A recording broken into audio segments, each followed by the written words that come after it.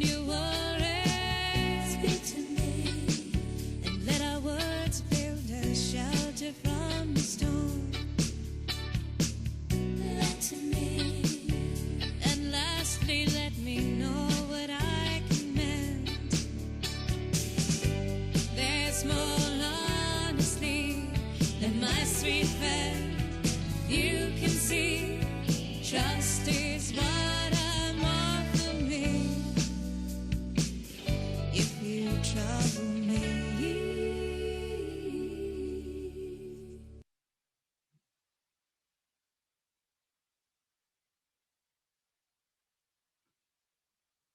So I invite you, as you enter into this series, to trouble God with whatever it is that's the adversity in your life, whatever it is that's in your heart right now and that concerns you. This is a book about friendship and loyalty. And so I think it's always important when we enter into a dialogue with a book of any kind that we become aware of what we are bringing in our world to meet the world of the text. And so I wanted to start with a reflection on friendship, a time for you to think about friendship in your own life. Henry Nouwen, a spiritual writer from the last century, said, "The deepest intimacy among people is an intimacy that finds its origin and goal not in the human partner, but in God, who gives people to each other in friendship to be incarnate manifestations of the divine love." So Nouwen is pointing out, right, that our friendships have another dimension to them, that God uses them as a way to come to us in those friendships. And so they're not just something trivial or something that's frivolous or disconnected from our spiritual journey. And with that in mind, I invite you to take some time now to do some journaling about the following questions, to think about how the pandemic has impacted friendships, yours, the friendships of others that you've heard about, what you've kind of seen, but to just kind of give that a general think. Then ask yourself, how does modern society impact our ability to form friendships? So if you can think of the world before COVID, what already was like to try to be a friend in the modern world? And then lastly, to think about with all those difficulties, because I think that there are plenty of difficulties in forming friendships these days, that is it possible to be friends with a God we do not see if we are increasingly unable to be friends with persons we do see? So I'm going to stop the video and give you some time to reflect on that. And then if you'd like, you can start up the next video and we'll talk a little bit more about the background of the Book of Ruth.